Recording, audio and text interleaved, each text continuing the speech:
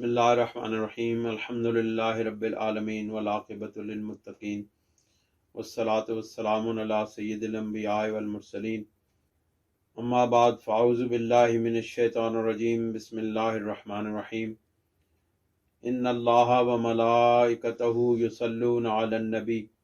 یا ایہا الذین آمنوا صلوا علیہ وسلموا تسلیما الصلاۃ والسلام علیک یا رسول اللہ وعلیٰ آلک و اصحابک یا حبیب اللہ۔ جیسا کہ آپ کو میسج میں بتایا گیا، آج بفضل تعالی مکتوبات شریف دفتر اول کا مکتوب نمبر 23 آپ کی خدمت میں پیش کرنے کی سعادت حاصل کی جا رہی ہے، اور یہ مکتوب ہے حضرت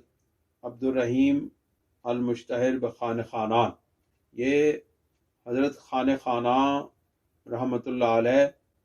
جو جہانگیر بادشاہ کے بہت ہی قریبی امراء میں سے تھے، اور اللہ کا فضل ان کے شامل حال ہوا، اور یہ حضرت امام ربانی رضی اللہ تعالیٰ عنہ کی بارگاہ میں پہنچے، اور وہاں سے ان کو فیوضات نقشبندیہ عطا ہوئے، اور اللہ رب العزت نے ان کو راہ راست دکھا دیا، اور فیضان مجدد الفسانی رضی اللہ تعالیٰ عنہ ان کے قلوب و اذہان میں وہ نورانیت پیدا ہوئی کہ یہ جہانگیر بادشاہ کو راہ راست پر لانے میں انہوں نے بہت بڑا اہم کردار ادا کیا، اور یہ اپنے زمانے کے بہت بڑے فاضل اور بہت بڑے عالم تھے۔ یعنی کہ جہانگیر بادشاہ کے جو علماء اور فضلاء کی فہرست تھی، ان امراء کے اندر ان کا مقام اور مرتبہ علمی اعتبار سے بھی بہت زیادہ تھا، اور دنیاوی مرتبہ میں بھی ان کا بہت بلند مقام تھا، اور انہوں نے ہی حضرت امام ربانی رضی اللہ تعالیٰ عنہ کو جہانگیر بادشاہ کو ہٹا کے بادشاہ بنانے کے متعلق ارشاد فرمایا تھا۔ حضرت امام ربانی رضی اللہ تعالیٰ عنہ نے ارشاد فرمایا تھا کہ ہم بادشاہ بننے کے لیے نہیں آئے ہیں، بلکہ لوگوں کو بادشاہ بنانے کے لیے آئے ہیں۔ یہ مکتوب شریف ان کی طرف ہے۔ ارسلہ الی عبد الرحیم المشتہر بخانہ خانان فی جواب کتابت ہی، یہ عبد الرحیم المعروف خانہ خانان رحمۃ اللہ علیہ کی طرف خط لکھا گیا، ان کے خط کے جواب میں یہ خط لکھا گیا۔ کس چیز کے متعلق لکھا گیا؟ فی المنع ان اخذ الطریق من الناقص و بیان مضرتہ، کہ اس خط کے اندر جو مضامین بیان ہوئے ان کا خلاصہ یہ ہے کہ کسی ناقص شیخ سے طریقہ نقشبندیہ مجدیہ اخذ کرنے یا کوئی بھی طریقہ اخذ کرنے کے کیا نقصانات ہیں، اور اس سے منع کیا گیا ہے۔ والمنع عن الالقاب الشبیہۃ باہل الکفر، اور دوسری جو بات بیان کی گئی اس میں یہ بات لکھی گئی کہ کفار کی مشابہت کے اندر القابات جو کوئی شخص اختیار کرتا ہے اس سے منع کرنے کے متعلق ارشادات فرمائے گئے۔ آپ فرماتے ہیں کہ نجانا اللہ سبحانہ و ایاکم عن المقال الخالی عن الحال۔ آپ فرماتے ہیں کہ اللہ سبحانہ و تعالی ہمیں اور آپ کو صرف باتوں سے جو حال سے خالی ہوں ان سے بچائے، ان سے نجات عطا فرمائے۔ یعنی اگر کوئی شخص صرف باتیں کرتا ہو، ظاہری طور پر گفتگو کرتا ہو، نیکی کا درس دیتا ہو، لیکن اس کا اپنا باطن اس کے حال سے خالی ہو، یعنی اس کا باطن اس کے قول سے مطابقت نہ رکھتا ہو، اس کے متعلق پھر آپ نے ارشاد فرمایا کہ اللہ رب العزت ہمیں ایسے قول سے جو حال سے خالی ہو، یعنی جس قول کا ہمارے باطن کے ساتھ تعلق اور مناسبت نہ ہو، اس قول سے بھی بچائے۔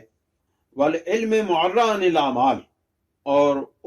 اس علم سے بچائے جو اعمال سے خالی ہو۔ یعنی اللہ تعالیٰ ہمیں قول بات کرنے کی توفیق دے تو ہمارے حال کے مطابق ہمیں توفیق دے، ہمارا حال بھی بدل دے، ہمارے باطن کی دنیا بھی بدل دے، ہمارے باطن کی جو کثافتیں اور غلاظتیں ہیں ان کو بھی پاک کر دے، اور ہمیں اللہ تعالیٰ ایسے علم سے بھی بچائے کہ جو علم ہمارے عمل سے خالی ہو۔ یعنی صرف ہم علم پڑھیں، کتابیں پڑھیں اور بڑی بڑی لائبریریوں کو چھان ماریں، لیکن جس وقت عمل کی باری آئے تو ہم حلال اور حرام میں تفریق نہ کر سکیں۔ حضرت امام ربانی رضی اللہ تعالیٰ عنہ فرماتے ہیں کہ اللہ کریم ہمیں ایسے علم سے بچائے جو کہ اعمال سے خالی ہو۔ بحرمت سید البشر المبعوث الی الاسود والاحمر علیہ وعلی آلہ من الصلوات افضلها ومن التسلیمات اکملها۔ حضور سید البشر صلی اللہ علیہ وسلم جو کالے اور سرخ کی طرف یعنی کالے اور گورے کی طرف مبعوث کیے گئے، ان کے طفیل اللہ تعالی ہمیں اس سے نجات عطا فرمائے۔ وَيَرْحَمُ اللَّهُ عَبْدًا قَالَ آمِينَ۔ آپ فرماتے ہیں کہ اللہ رب العزت اس کے اوپر بھی رحم کرے جو ہماری بات سن کے آمین کہے۔ آپ حضرات آمین کہیں تاکہ ہم بھی حضرت امام ربانی رضی اللہ تعالیٰ عنہ کی زبان سے اور آپ کے قلم سے نکلے ہوئے اس جملے کی وجہ سے ہم بھی رحمت الہی کے مستحق ہو جائیں۔ آپ فرماتے ہیں کہ بلغ رسالتکم الاخ الصالح الصادق تبلیغا وحکا عن جنابکم بلسان الترجمان ما حکا فانشدت۔ آپ فرماتے ہیں کہ میرے بہت پیارے اور سچے بھائی کی طرف سے جو خط لکھا گیا وہ مجھ تک پہنچا، اور جو آپ کا ترجمان تھا جو خط لے کر آیا تھا اس کی زبان سے آپ کے حالات معلوم ہوئے۔ تو فرماتے ہیں کہ میں نے اس شدت محبت میں آپ کا جس وقت میں نے تذکرہ سنا، آپ کے حالات کو میں نے سنا، تو میں نے شدت محبت میں میرے زبان سے یہ شعر نکلا، یہ پہلے زمانے کے کسی شاعر کا ہے کہ آلن لسودا والرسول وحبذا، کہ اے سودا تجھے اور تیرے بھیجے ہوئے جو پیغامبر ہے اس کو آلن وسہلن ہے، اس کو مرحبا ہے، اس کو خوش آمدید ہے۔ وجہ الرسول لحب وجہ مرسلی، کہ اس الفت اور محبت کی وجہ یہ ہے کہ جب آپ کے ترجمان کو دیکھا، آپ کے خط لانے والے، آپ کے پیغام لانے والے کو دیکھا، تو گویا یہ محسوس ہوا کہ ہم نے آپ کو دیکھ لیا ہے۔ اب یہاں سے جو پہلی بات جس سے منع کیا گیا ہے ناقص پیر کے گرفت میں آنے سے بچانے کے لیے جو آپ ارشادات فرمائیں گے، یہ میرے اور آپ کے لیے بہت ہی انتباہ کرنے والے اور بہت ہی ہمیں اس بارے میں سوچنے والے الفاظ ہیں جو مکتوب میں ارشاد فرمائے گئے۔ آپ فرماتے ہیں اعلم ایھا الاخ القابل لظہور الکمالات اظہر اللہ سبحانہ وتعالی فعلکم من القوت ان الدنیا مزرعۃ الآخرہ۔ آپ فرماتے ہیں اے میرے ظہورات الہی اور کمالات الہی کے ظہور کے قابل میرے بھائی، جان لیں کہ اللہ رب العزت سبحانہ وتعالی آپ کے اوپر آپ کے فعل، آپ کے جو افعال ہیں ان کو روشن کرے اور ان کو ظاہر کرے، تاکہ آپ کو معلوم ہو سکے کہ میرے اعمال میں سے کتنی خوبیوں والے اعمال ہیں اور کتنی خرابیوں والے اعمال ہیں۔ یہ ہر انسان کے لیے، ہم سب کے لیے یہ ایک بہت ہی قابل غور بات ہے کہ جن لوگوں کو اللہ رب العزت اپنا محبوب بندہ بنانا چاہتا ہے تو اللہ رب العزت ان کے افعال اور ان کے کردار کی جو فہم ہے ان کے اوپر ظاہر کر دیتا ہے۔ یعنی ان کے اعمال کے اندر اگر کوئی خرابی ہوتی ہے تو ان کے اوپر ظاہر کر دی جاتی ہے کہ تمہارے عمل کے اندر یہ خرابی ہے جو اللہ اور اس کے محبوب صلی اللہ علیہ وسلم کو ناپسند ہے۔ تو وہ شخص بڑا خوش قسمت ہوتا ہے کہ وہ اس کے اوپر جب یہ چیزیں ظاہر کر دی جاتی ہیں تو وہ اپنے اعمال کی اصلاح کرنے کے قابل ہو جاتا ہے۔ تو وہ بڑے بدبخت لوگ ہوتے ہیں جن کو اپنے اعمال کی خرابیوں کا علم نہ ہو سکے۔ جب ہمیں اپنی خرابیوں کا علم نہیں ہوتا، اپنے اعمال کی خرابیوں کا علم نہیں ہوتا، تو ہم اپنے اعمال کو بہت اچھا سمجھنے لگتے ہیں، بلکہ ہم اپنے اندر سے اپنے آپ کا سوال اور کر کے اس کا جواب لیتے ہیں۔ تو جب جواب آتا ہے کہ نہیں تم بہت اچھے کام کر رہے ہو، تم حق پر ہو، تم سچے ہو،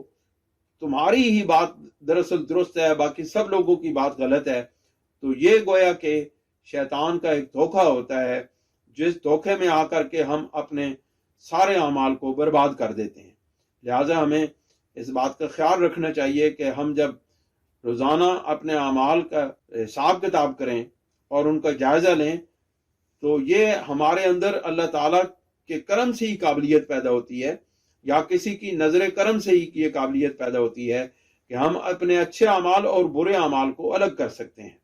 جب ہمارے اندر یہ صلاحیت موجود ہو گئی تو ہم بڑے خوش قسمت لوگ ہوں گے، اور اگر ہمارے اندر یہ صلاحیت نہ پیدا ہو سکی تو ہم اپنے اعمال جو برے اعمال ہیں ان کو بھی اچھا عمل سمجھنے لگیں گے، تو اس طرح ہم گمراہیوں کے راستے پر چلنے والے اور خسارہ اٹھانے والے لوگوں میں سے ہو جائیں گے۔ اللہ رب العزت ہمیں اس چیز سے بچائے اور معاف فرمائے۔ آپ فرماتے ہیں کہ ان الدنیا مزرعۃ الآخرہ، کہ بے شک دنیا آخرت کی کھیتی ہے۔ یہ بڑا مشہور مقولہ ہے، بہت سارے لوگ اس کو حدیث کا درجہ دیتے ہیں، لیکن جو موضوعات کبریٰ میں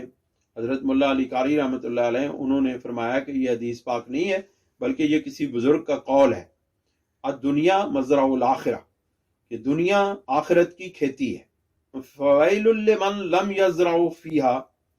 تو اس کے لیے بربادی ہے کہ جس نے اس زمین میں یعنی اس دنیا کی زندگی میں کچھ کاشت نہ کیا۔ وعطل ارض الاستعداد ووداع بذر الاعمال، اور ہم نے اپنی استعداد کی، جو ہمارے اندر عمل کرنے کے لحاظ سے جو اللہ رب العزت نے ہماری اس زمین کو قابل بنایا تھا کہ ہم اگر عمل کریں گے، ہم اگر نیکیوں کے راستے پر چلیں گے تو اللہ رب العزت ان نیکیوں کو 70 گنا بلکہ 700 گنا بلکہ اس سے بھی زیادہ، جو اللہ رب العزت کے علم کے مطابق، جو اللہ رب العزت کی منشا کے مطابق، جو اللہ کی مرضی کے مطابق ہوتی ہے، اللہ تعالیٰ اس کے مطابق اس کو بڑھا دیتے ہیں۔ اور کتنا بدبخت ہے وہ شخص کہ جو اللہ رب العزت کی مرضی اور اللہ کے محبوب صلی اللہ علیہ وسلم کی مرضی کے مطابق اعمال نہ کرے، تو اس کی کھیتی ویران ہوتی ہے اور اس کھیتی سے اسے کچھ حاصل نہیں ہوتا۔ اور وہ دا بذر الاعمال، اور وہ اپنے اعمال کے بیج کو ضائع کر دیتا ہے۔ یعنی جب ہماری کھیتی، جو ہماری استعداد کی کھیتی ہے، وہ اگر ویسے پڑی رہے اور اس کے اندر ہم اپنے اعمال کا بیج نہ بوئیں تو وہ ہماری کھیتی جو ہے وہ برباد ہو جاتی ہے، اور اس کے اندر اگر ہم بیج ڈال بھی دیں تو وہ بیج یعنی اعمال اگر کچھ کر بھی لیں تو وہ اعمال بھی ہمارے ضائع ہو جاتے ہیں۔ پھر فرمایا وَمِمَّا يَنبَغِي أَن يُعْلَمَ أَنَّ إِضَاعَةَ الْأَرْضِ وَتَعْطِيلَهَا إِمَّا بِأَن لَا يَزْرَعَ فِيهَا شَيْئًا۔ آپ فرماتے ہیں کہ یہ بات ضرور جان لینی چاہیے کہ أَنَّ إِضَاعَةَ الْأَرْضِ وَتَعْطِيلَهَا، کہ زمین کو برباد کرنا اور اس کو چھوڑے رکھنا، اما بِأَلَّا يَزْرَعَ فِيهَا، اگر اس کے اندر کوئی چیز یعنی کوئی بیج نہ ڈالا جائے، کوئی اعمال کا بیج نہ ڈالا جائے، او القا فیہا بذرا خبیثا، یعنی یا تو یہ ہے، دو صورتیں ہیں، یا تو یہ ہے کہ اعمال کی زمین کو خالی چھوڑ دیا جائے اور اس کے اندر کوئی چیز نہ ڈالی جائے، یا پھر یہ ہے کہ اگر اس کے اندر ڈالا جائے، اگر اس کے اندر کوئی چیز ڈالی جائے تو بذرا خبیثا فاسدا، کہ فاسد اور برے اعمال کا بیج اس کے اندر بویا جائے۔ یعنی یا تو دو صورتیں ہیں کہ یا تو کھیتی خالی چھوڑ دی جائے تو یہ بھی بربادی ہے، لیکن اگر کھیتی کے اندر خبیث بیج ڈال دیے جائیں، گندے بیج ڈال دیے جائیں، کیڑا لگے ہوئے بیج ڈال دی جائیں، بیماری لگے ہوئے بیج ڈال دیے جائیں، یعنی اعمال، برے اعمال، فاسد اعمال کا اگر بیج ڈال دیا جائے تو وَهَذَا قِسْمٌ مِّنَ الْإِضَاعَةِ أَشَدُّ مَضَرَّةً، کہ وہ اکثر فسادا من القسم الاول۔ آپ فرماتے ہیں کہ یہ جو دوسری چیز ہے، دوسری قسم کی بات ہے، یعنی دوسری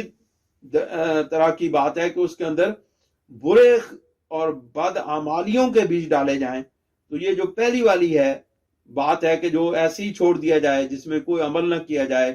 اعمال سے خالی زمین اگر چھوڑ دی جائے، تو یہ جو دوسری صورت ہے یعنی گندے بیج ڈالنے کی، برے اعمال کے بیج ڈالنے کی، یہ پہلی والی صورت سے زیادہ بری ہے۔ فرماتے ہیں کہ کمال یخوا، کہ یہ جو ہم نے بات بیان کی ہے یہ کسی سے پوشیدہ نہیں ہے، ہر شخص کے یہ آنکھوں دیکھا حال ہے کہ جو برے اعمال کرنے والے لوگ ہوتے ہیں وہ اپنے برے بد اعمالیوں کی وجہ سے اپنے رب سے بھی دور ہوتے ہیں اور اپنے محبوب کریم صلی اللہ علیہ وسلم سے بھی دور ہوتے ہیں۔ وَخُبْثُ الْبِذْرِ وَفَسَادُهُ بِأَنْ أَخَذَ الطَّرِيقِ مِنَ السَّالِكِ النَّاقِصِ، اور گندا بیج بونا اور اس کا فساد جو ہے یہ لوگوں سے مخفی نہیں ہے کہ گندے بیج، بیماری والا بیج اور بدعمالیوں کا بیج جو بوتے ہیں ان کی خرابی اس طرح لوگوں کے سامنے موجود ہے، تو اس طرح یہ خرابی بھی لوگوں کے سامنے موجود ہوتی ہے۔ بِأَنْ أَخَذَ الطَّرِيقَ مِنَ السَّالِكِ النَّاقِصِ وَسَلَكَ مَسْلَكَهُ، کہ کسی ناقص پیر سے طریقہ اخذ کرنا اور اس کے راستے کے ساتھ منسلک ہو جانا، یہ بھی اسی طرح خراب اور برا بیج بونے کے مترادف ہے۔ ناقص پیر کا جتنا بڑا نقصان ہے وہ نقصان کسی پیر کے ساتھ تعلق نہ ہونے سے زیادہ ہے۔ اگر کسی شخص کا کسی پیر سے تعلق نہیں ہے تو کوئی بات نہیں، اللہ رب العزت اس کو صحیح راستے پر چلائے گا، اور ہو سکتا ہے کہ اللہ تعالیٰ اس کو اپنی رہنمائی عطا فرما دے اور اس صراط مستقیم پہ چلتا رہے۔ لیکن اگر کوئی شخص کسی ایسے شخص کو پیر بنا لیتا ہے جو از خود ناقص ہوتا ہے، تو اس کا نقصان اس بغیر پیر والے سے زیادہ خطرناک ہے۔ اس کی وجہ یہ ہے کہ جس وقت آدمی اپنے آپ کو کسی شیخ کامل کے یا شیخ کے حوالے کرتا ہے تو اس کے اوپر وہ 1000% سے بھی زیادہ اعتماد کرتا ہے۔ اب اس کی بات کو وہ حتمی قرار دیتا ہے، وہ جو بات اس کے سامنے رکھتا ہے اس کے اندر اس کو کوئی شک و شبہ نہیں ہونا چاہیے۔ یعنی مرید ہوتا ہی وہ ہے کہ جو اپنے پیر کی کسی بات پر شک نہ کرے۔ اگر وہ شک کرے گا اور اس کی ٹو میں جائے گا اور اس کی تحقیقات شروع کر دے گا تو پیر اور مرید کا تعلق ختم ہو جاتا ہے، کیونکہ وہ جو اعتماد کا رشتہ، اعتماد کا جو اس نے ایک بنیاد رکھی ہوتی ہے وہ ختم ہو جاتی ہے۔ اس لیے یہ بہت خطرناک صورتحال ہے۔ اور اگر پیر گمراہ ہوا، اور اگر پیر ناقص ہوا، اور اگر پیر بے عمل ہوا، اور اگر پیر کسی صاحب سلوک سے کسی نے کچھ حاصل نہ کیا ہو،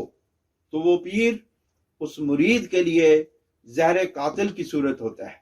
اس کی وجہ یہ ہوتی ہے کہ مرید تو اپنے پیر پر اعتماد کرتے ہوئے اس کی بتائی ہوئی باتوں پر عمل کرتا ہے اور اس کے حکم کے مطابق اپنی زندگی گزارتا ہے، لیکن اگر پیر جاہل ہے، پیر کو شریعت کا علم نہیں ہے اور پیر نے سلوک بھی طے نہیں کیا ہوگا، تو یہ پیر جو ہے یہ لوگوں کو گمراہ کرنے میں سب سے زیادہ اہم کردار ادا کرتا ہے۔ آپ دیکھیں آپ کے معاشرے کے اندر ہزاروں لوگ ایسے ہیں جو ایسے چکروں میں پھنسے ہوئے ہیں، اور ان کو ایسے پیر ملے ہوئے ہیں جو ان کو راہ راست سے ہٹا کر کے گمراہیوں کے راستے پر چلاتے ہیں، ان کو بدعقیدہ بناتے ہیں،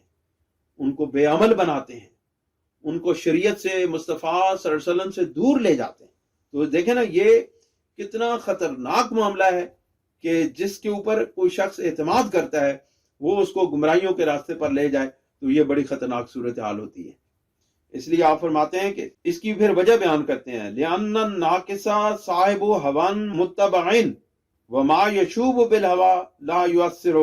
وَإِنْ أَثَرَ عَانَ عَلَى الْهَوَى۔ آپ فرماتے ہیں کہ اس کی وجہ یہ ہے کہ لِأَنَّ النَّاقِصَ صَاحِبُ هَوًى مُتَّبَعٍ، کہ ناقص جو ہے وہ اپنی خواہشات نفسانی کی اتباع کرنے والا ہوتا ہے۔ یعنی ناقص پیر جو ہے وہ اس کا نقصان یہ ہے، ناقص شیخ جو ہے اس کا نقصان یہ ہے کہ وہ اپنی خواہشات نفس کا اتباع کرتا ہے، بجائے اس کے کہ وہ شریعت محمدی صلی اللہ علیہ وسلم کا اتباع کرے، بجائے اس کے کہ وہ قرآن و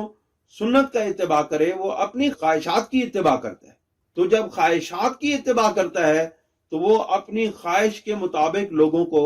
دینی حوالے سے رہنمائی دیتا ہے۔ تو جب خواہشات نفسانی کے مطابق اگر کوئی شخص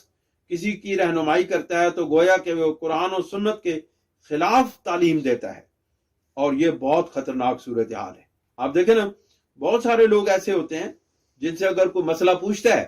تو وہ جو اس کی خواہش نفس کے اندر بات آئی ہوتی ہے، جو اس کے من کے اندر بات آتی ہے، وہ اس کو بتا دیتا ہے بغیر علم حاصل کیے۔ حالانکہ چاہیے تو یہ کہ اگر مجھ سے کسی شخص نے مسئلہ پوچھا اور میں قرآن و سنت کی اس وقت میرے پاس حاضر نہ ہوئی کوئی تعلیم، یا میں اس مسئلے تک نہ پہنچ سکا، یا میں نے اس کو نہ پڑھا ہوا ہو، تو مجھے چاہیے کہ میں بتا دوں کہ جی مجھے اس کا علم نہیں ہے، میں اس کو بعد میں دیکھ کے یا کسی عالم سے پوچھ کے میں آپ کو یہ مسئلہ بتا دوں گا۔ لیکن اگر اپنی صرف پت رکھنے کے لیے کہ لوگ کہیں گے کہ دیکھو جی پیر صاحب نے سے ہم نے مسئلہ پوچھا، پیر صاحب کو مسئلہ نہیں آیا، دیکھو جی مولوی صاحب سے مسئلہ پوچھا، مولوی صاحب کو مسئلہ نہیں آیا، تو اس پت رکھنے کے لیے جو انٹ شنٹ دل میں آتا ہے وہ بتا دیتے ہیں اور اس کا جواب دے دیتے ہیں، اور وہ جواب اللہ نہ کرے قرآن و سنت کے خلاف ہو گیا تو خود بھی گمراہ ہوئے، ان کو بھی گمراہ کیا۔ لہٰذا یہ بہت خطرناک صورتحال ہے، اس کے اوپر بہت غور و فکر کرنے کی ضرورت ہے۔ وما یشوب بالہویٰ لا یؤثر، آپ فرماتے ہیں کہ وہ بات جس کے اندر ہوائے نفس، خواہشات نفس شامل ہو گئی، مخلوط ہو گئی، اس کا اثر نہ رہا، اس کے اثرات نہیں رہتے، وہ بے اثر ہو جاتی ہے تعلیم، وہ گفتگو بے اثر ہوتی ہے جس کے اندر جو خواہشات نفس کی اتباع میں کی جائے، وہ گفتگو مؤثر ہوتی ہے۔ یہ وہ حضرات جو بیان کرتے ہیں یا گفتگو کرتے ہیں یا تقاریر کرتے ہیں یا جو لوگوں کو دین کی طرف بلاتے ہیں، ان کے لیے یہ بڑی سوچ بچار کرنے والی بات ہے کہ گفتگو وہ مؤثر ہوتی ہے جس کے پیچھے قرآن و حدیث، قرآن و سنت رسول صلی اللہ علیہ وسلم کی تائید حاصل ہو، اور وہ گفتگو غیر مؤثر ہوتی ہے جس کے پیچھے کسی کی خواہشات نفس پیچھے اس کی تائید کر رہی ہو، مؤید ہو، وہ گفتگو بے اثر اور غیر مؤثر ہوتی ہے۔ وَإِنْ أَثَرَ عَانَ عَلَى الْهَوَىٰ، اب فرماتے ہیں اگر کوئی اثر کرتی بھی ہے تو وہ خواہشات نفس کے اندر اضافہ ہی کرتی ہے، کمی نہیں کرتی۔ فَيَحْصُلُ ظُلْمَةٌ عَلَى ظُلْمَةٍ، تو اس کو ظلم پر ظلم، یعنی اس کو اندھیرے پر ایک اور اندھیرا اس کو حاصل ہوتا ہے، اس کو بجائے اس کے کہ اس کو نور حاصل ہو، اس کو روشنی حاصل ہو، اس کو اتباع رسول صلی اللہ علیہ وسلم حاصل ہو، اس کو بندگی الہی نصیب ہو، وہ ظلمتوں اور گمراہیوں کے اندھیروں کے اندر گم ہوتا چلا جاتا ہے۔ آپ فرماتے ہیں کہ اس کی وجہ کیا ہے کہ وہ کیوں ظلمتوں کے اندر انسان گرتا چلا جاتا ہے، کیوں اندھیروں کے اندر گرتا چلا جاتا ہے؟ آپ فرماتے ہیں کہ وَلِأَنَّ النَّاقِصَ لَا يُمَيِّزُ بَيْنَ الطُّرُقِ الْمُوصِلَةِ إِلَى اللَّهِ سُبْحَانَهُ، اس کی وجہ یہ ہے کہ جو ناقص پیر ہوتا ہے، جو ناقص شیخ ہوتا ہے، وہ ان طریقوں میں تمیز نہیں کر سکتا، ان طریقوں سے واقف نہیں ہوتا کہ وہ طریقے جو انسان کو اللہ رب العزت کے ساتھ ملانے والے اور جوڑنے والے ہوتے ہیں، ان طریقوں سے وہ واقف نہیں ہوتا۔ کیوں؟ اس کی وجہ یہ ہے کہ وہ خود اس طریقے پر نہیں چلا ہوتا۔ اس نے کسی کے پاس بیٹھ کے سلوک طے کیا ہو تو اسے پتا ہو کہ سلوک کیسے طے کرائے جاتے ہیں یا کیے جاتے ہیں، وہ کسی کی خدمت میں رہا ہو تو اسے پتا ہو کہ خدمت کیسے کی جاتی ہے، اور وہ کسی شیخ کامل کی صحبت میں رہا ہو تو اسے پتا ہو کہ شیخ کامل کی صحبت سے فیض کیسے حاصل کیا جاتا ہے۔ جب وہ کسی کے پاس رہا نہیں، جب اس نے کسی سے تعلیم حاصل نہیں کی، جب وہ کسی کے قدموں میں بیٹھا نہیں تو اس کو تعلیم کیسے آئے؟ پھر وہ اگر جو ہے نا تھوڑا سا کسی کو مل جائے، تھوڑی سی اگر کسی کو چیز حاصل ہو جائے تو وہ پھر اپنا ٹوکرا سر پہ اٹھا کے کہے کہ لو جی میرے کو سودا لے لو، لیکن اس کا سودا اگر کیڑے لگا ہوا پھل ہے، اس کا سودا اگر ناقص ہے، اس کا بیج ناقص ہے، تو وہ جس زمین میں پڑے گا اس زمین کو بھی برباد کر دے گا۔ فرماتے ہیں کہ اس کی وجہ یہ ہے کہ وہ ان طریقوں کو جو اللہ رب العزت کے ساتھ پہنچانے والے، موصول کرنے والے، وصال کرنے والے، جوڑنے والے طریقے ہیں، ان کی تمیز نہیں کرتا، تمیز نہیں کر سکتا، ان کے فرق نہیں کر سکتا۔ وَبَيْنَ الطُّرُقِ الَّتِي لَا تُوصِلُ إِلَيْهِ سُبْحَانَهُ، اور جو اللہ رب العزت کے ساتھ ملنے والے، ملانے والے طریقے ہیں، ان سے بھی وہ واقف نہیں ہے۔ اِذْ هُوَ غَيْرُ وَاصِلٍ قَطُّ، کیونکہ وہ خود غیر واصل ہے، کلی طور پر وہ خود واصل نہیں ہے، وہ واصل باللہ نہیں ہے، یعنی کہ وہ اللہ رب العزت کی بارگاہ کے ساتھ جڑا ہوا خود نہیں ہے، تو دوسروں کو کیسے جوڑے؟ وَكَذَا يُمَيِّزُ بَيْنَ الْاِسْتِعْدَادَاتِ الْمُخْتَلِفَةِ لِلطَّلَبَةِ، اور اسی طرح وہ طالبوں کی مختلف استعدادات کے درمیان بھی تمیز کرنے کی اہلیت نہیں رکھتا۔ اس کو یہ معلوم نہیں ہے کہ یہ طالب جو میرے پاس آ کے بیٹھا ہے، چونکہ وہ خود خالی ہے، اس لیے اس کو یہ نہیں پتہ چلتا کہ میرے سامنے جو طالب آ کے بیٹھا ہے اس کی استعداد کیا ہے، اس کی اندر کی قابلیت کیا ہے۔ اس کا یہ مطلب ہے کہ شیخ کامل جو ہوتا ہے، جو حقیقی شیخ کامل ہوتا ہے، وہ اس کے سامنے جب کوئی طالب آ کے بیٹھتا ہے تو وہ اس کے باطن کا ایکس رے کر کے جان لیتا ہے کہ اس کے باطن کے اندر کس چیز کی استعداد ہے، کتنی استعداد ہے، کون سا طریقہ بتاؤں تو یہ اس استعداد کے مطابق اپنے آپ کو صحیح طالب بنا سکے گا۔ لیکن اگر کسی کو یہ معلوم نہیں کہ میرے پاس طلب سلوک کے لیے آنے والا شخص، اس کے اندر کون سی خوبیاں ہیں اور کون سی خرابیاں ہیں، وہ کون سی خوبیاں ہیں جن کو مزید پالش کر کے مزید چمکا کے آگے لے کے جانا ہے، اور اس کے اندر کون سی خرابیاں ہیں جن کو اس کے باطن سے نکال کے دور کرنا ہے، تو اس کا یہ مطلب ہے کہ وہ ناقص ہے، اس کو استعداد کا، طالب کی استعداد کا علم نہیں ہے۔ وَإِذْ لَمْ يُمَيِّزُوا طُرَقَ الْجَذْبَةِ عَنْ طُرُقِ السُّلُوكِ، اور جب وہ جذبہ اور سلوک کے طریقوں کے درمیان تمیز نہیں کر سکتا تو فَرُبَّمَا کان استعداد الطالب مناسبا بطریق الجذبۃ، تو پھر اس کا نتیجہ یہ نکلتا ہے، یعنی وہ شیخ جو ہے، وہ پیر جو ناقص پیر ہے، وہ جس وقت جذبہ اور سلوک کے درمیان تمیز نہیں کر سکتا، یعنی اس کو معلوم نہیں ہے کہ جذبہ اور سلوک کے درمیان کیا فرق ہے۔ جذبہ یہ ہے کہ جو انسان کے باطن کے اندر عشق الہی اور عشق مصطفیٰ صلی اللہ علیہ وسلم کا ایک جوش و جذبہ ہوتا ہے، ایک عشق و محبت کا جو ایک اندر خوبی ہوتی ہے، اس کو پہچاننا۔ اور سلوک یہ ہے کہ عبادات، ریاضات، مجاہدات کی طرف لے کے جانا۔ اب ایک شخص ہوتا ہے جو عشق و محبت سے اس کا اندر بھرا ہوتا ہے، تو جو کامل شیخ ہوتا ہے وہ اس کے اس عشق و محبت کی خوبی سے جو اس کے اندر رچا بسا ہوتا ہے، عشق الہی، عشق رسول صلی اللہ علیہ وسلم کا بیج اس کے دل کے اندر بویا جا چکا ہوتا ہے، تو وہ اس کو پانی دے کر کے، اپنی روحانیت کا پانی دے کر کے اس کو پروان چڑھاتا ہے، اور اس عشق و محبت کی خوبی کو استعمال کرتے ہوئے اس کو اللہ رب العزت کے ساتھ جوڑ دیتا ہے، اس کو اس عشق و محبت کے اسی جذبے کو میں مزید ترقی دیتا ہے، اور اس کو عشق الہی اور عشق مصطفیٰ صلی اللہ علیہ وسلم کی ایک ایسی آگ پہ اس کو چڑھاتا ہے کہ جو عشق مصطفیٰ صلی اللہ علیہ وسلم کی ایک ایسی آگ پہ اس کو تپاتا ہے کہ جو اس کے اندر پہلے سے خوبی موجود ہوتی ہے، اور وہ عشق الہی اور عشق مصطفیٰ صلی اللہ علیہ وسلم کی آگ کو بھڑکا کر کے اس کو اللہ اور اس کے محبوب صلی اللہ علیہ وسلم کی بارگاہ میں لے جاتا ہے، اور اللہ رب العزت کی بارگاہ کے ساتھ اس کو وصال کر دیتا ہے، موصول کر دیتا ہے، اور اس کے ساتھ ملا دیتا ہے۔ اور وہ جب دیکھتا ہے کہ یہ جو طالب ہے، اس کے اندر ریاضت کا، مجاہدے کا،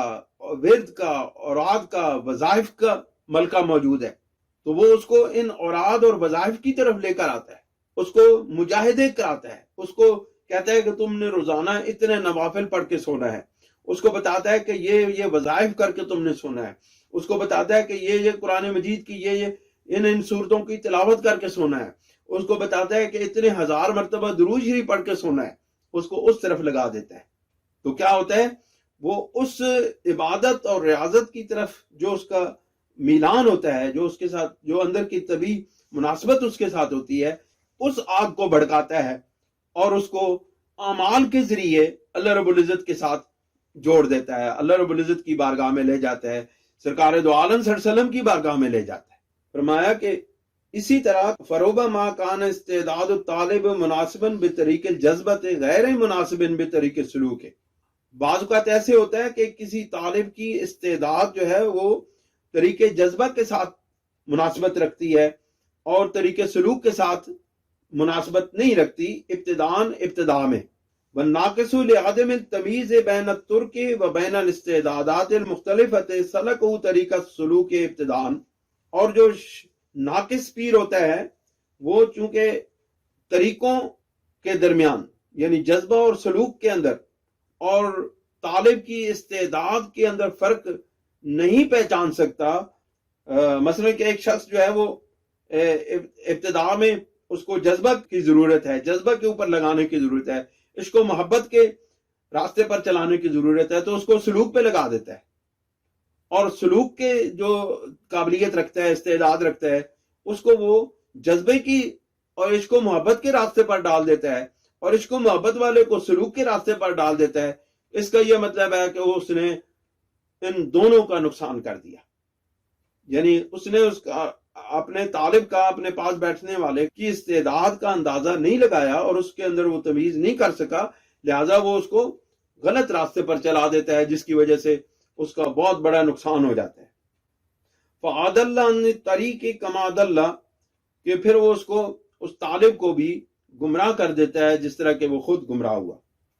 اب یہاں فرماتے ہیں کہ جب کسی شخص کی قسمت یاوری کرتی ہے، ان میں سے کسی شخص کی جو غلط راستے پر چل پڑے ہیں، ان کی قسمت میں اگر لکھا ہوتا ہے، اللہ رب العزت کو ان کے اوپر رحم آ جاتا ہے، اللہ رب العزت ان کے اوپر نگاہ کرم کرتا ہے، حضور سرور کونین صلی اللہ علیہ وسلم کی توجہات اس شخص کو، ان میں سے کسی شخص کو حاصل ہو جاتی ہیں، تو اللہ رب العزت اس کو کسی شیخ کامل کی بارگاہ میں پہنچا دیتا ہے. اب شیخ کامل اس کو کیا کرتا ہے، یہ آپ بیان فرماتے ہیں. آپ فرماتے ہیں فالشیخ الکامل المکمل اذا اراد تربیت هذا الطالب وتسلیقہ. اور جب شیخ کامل المکمل شیخ کی بارگاہ میں اگر وہ پہنچ گیا اور شیخ اس کی تربیت کا ارادہ کرتا ہے، وتسلیقہ، اور اس کو راہ پر چلانے کا ارادہ کرتا ہے، تو احتاج اولا الی ازالت ما اصاب من السالک الناقص. تو اس کو جو ناقص پیر سے جو فساد پہنچا ہے، جو چیز اس کو ملی ہے، سب سے پہلے وہ اس فساد کا اور اس نقصان کا اس میں سے صفائی کرتا ہے، اس کو نکالتا ہے، اس کا ازالہ کرتا ہے. وَإِصْلَاحِ مَا فَسَدَ بِسَبَبِهِ، اور جو اس کی وجہ سے، اس کے سبب سے، جو اس ناقص پیر کے سبب سے جو اس کو نقصان پہنچا، فساد پہنچا ہے، جو اس کے اندر پراگندگی پھیلی ہے، جو اس کا اندر باطن جو ہے وہ منتشر ہوا ہے اور ٹکڑے ٹکڑے ہو گیا ہے، پھر اس کی وہ اصلاح کرتا ہے وہ شیخ کامل. یعنی ایسا شخص جو کسی ناقص پیر کے پاس رہا ہو اور اس نے اس کا اندر ظاہر باطن برباد کر دیا ہو، جب وہ اس کی قسمت یاوری کرتی ہے اور اس کو کوئی کامل پیر مل جاتا ہے، تو اس کو کیا کرتا ہے، اس کی پہلے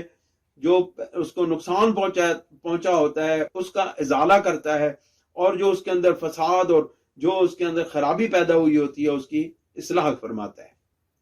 ثم القى البذر الصالح المناسب لاستعداد فی ارض الاستعداد.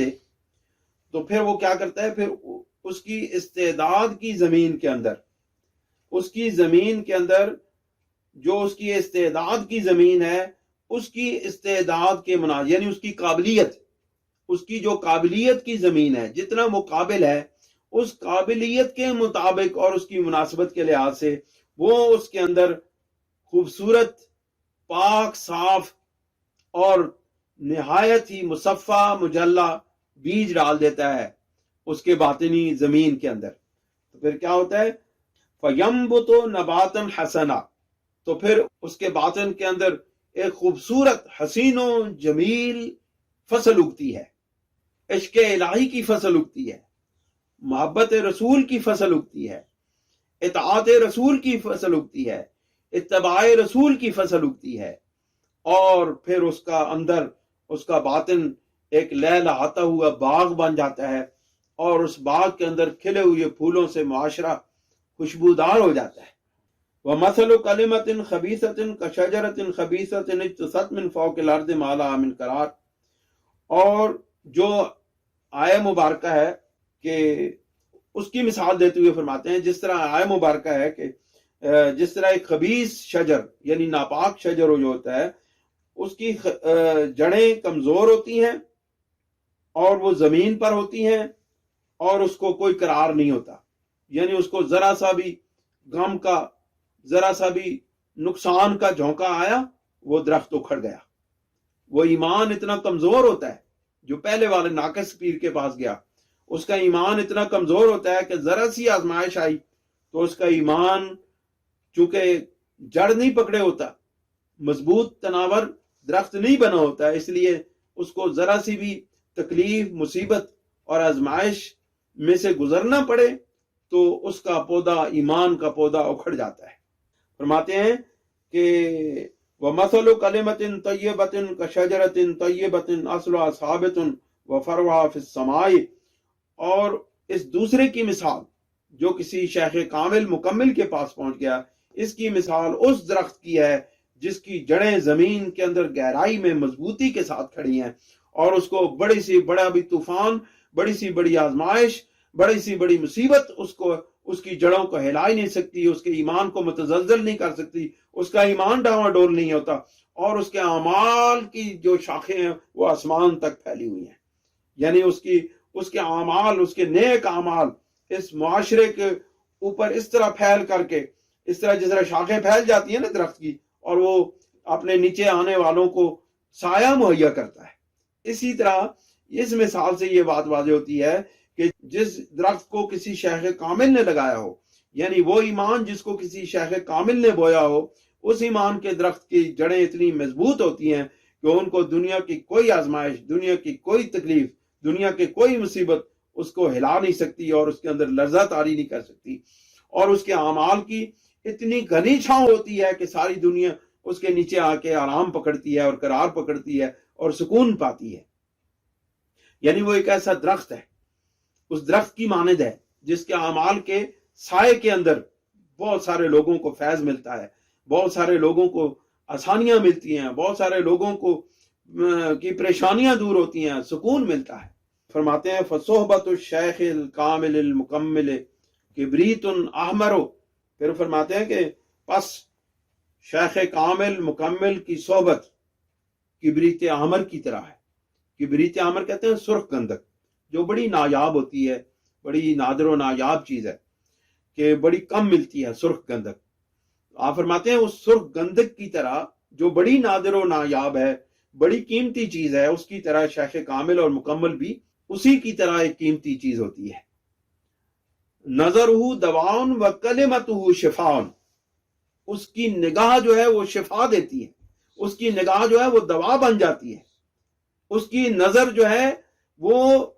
جس قلب پر پڑتی ہے اس کے اندر ایمان کی جڑوں کو مضبوط کر دیتی ہے۔ وَقَلِمَتُهُ شِفَاءٌ، اور اس کی زبان سے نکلا ہوا ایک ایک لفظ ایمان، روح، ظاہر، باطن کی شفا بن جاتی ہے۔ فرماتے ہیں وَبِدُونِهَا خَرْطَاتُ الْقَطَادِ، اور اس کے علاوہ جو کچھ بھی کوئی شخص چاہتا ہے تو وہ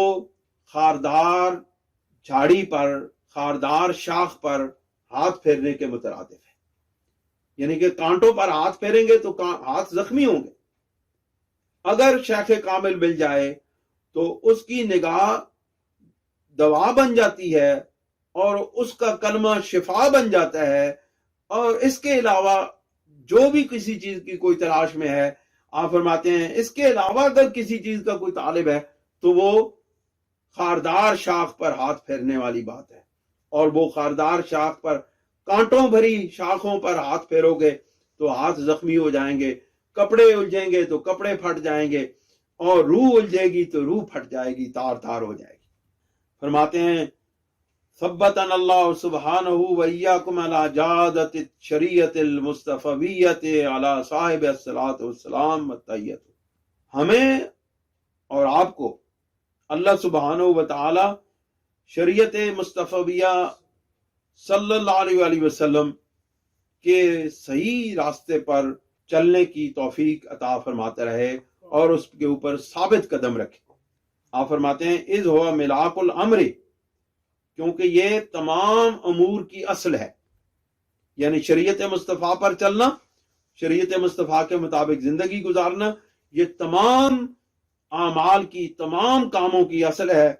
ومدار النجات ومنات السعادت، اور نجات کا مدار بھی شریعت مصطفیٰ پر ہے، نجات اخروی کا مدار، آخرت میں کامیابی کا مدار شریعت مصطفیٰ کے مطابق زندگی گزارنے میں ہے۔ ومنات السعادت، اور اسی چیز کے ساتھ سعادت منسلک ہے، یعنی شریعت مصطفیٰ پر چلنا یہ جو ہے نجات آخرت اور دنیا کی سعادتوں کا سرمایہ اور کا سبب ہے۔ وَلَنِعْمَ مَا قِيلَ بِالْفَارْسِيَّةِ، اور آپ فرماتے ہیں کہ فارسی میں یہ کتنا خوبصورت شعر ہے، کہ بہت خوبصورت شعر ہے، آپ کی نظر کرتا ہوں، غور فرمائیے گا۔ آپ فرماتے ہیں کہ محمد عربی کا آبروئے ہر دو سراست، کہ محمد مصطفیٰ صلی اللہ علیہ وسلم ان دونوں جہان کی آبرو ہیں۔ محمد عربی کا آبروئے ہر دو سراست، محمد عربی ان دونوں جہانوں کی آبرو ہیں۔ کسے کے خاک درش نیست خاک برسرے ہو، کہ جو ان کے در کی خاک نہیں بنتا اس کے سر پر خاک۔ آپ فرماتے ہیں جو محمد عربی صلی اللہ علیہ وسلم کی در کی خاک کو اپنے سر پر نہیں ڈالتا اور اس در کی اپنے آپ کو خاک نہیں بناتا، یا یہ آرزو نہیں رکھتا کہ میں در مصطفیٰ کی خاک میں مل جاؤں، اور مجھے آخری وقت اس بات کے دل کے اندر یہ جذبہ اور ایمان نہیں رکھتا اور اس کی آرزو نہیں رکھتا کہ یا اللہ تو مجھے مدینہ منورہ کی مٹی عطا فرما، جو اس در کی خاک نہیں بننا چاہتا اللہ رب العزت اس کے سر پر خاک ڈال دے۔ یہ عشق مصطفیٰ صلی اللہ علیہ وسلم کی ایک بہت بڑی دلیل ہے، جو حضرت امام ربانی رضی اللہ تعالیٰ عنہ کی بارگاہ سے ہمیں عطا ہوتی ہے، اور آج اسی پر ہی ہم اکتفا کرتے ہیں، کیونکہ اس کے بعد یہ مکتوب شریف جو ہے کسی دوسرے موضوع کی طرف چلا جاتا ہے، جو آپ نے ابتدا میں بیان کیا ہے کہ جو کفار کی مشابہ القاب رکھتے ہیں، استعمال کرتے ہیں، یا ان جیسے نام رکھتے ہیں، ان کے متعلق جو مسائل ہیں وہ پھر بیان ہوں گے انشاءاللہ۔ اگلے درس میں ہم اس کو بیان کریں گے۔ اللہ تعالی ہمیں عمل کی توفیق عطا فرمائے۔ وآخر دعوانا الحمدللہ رب العالمین۔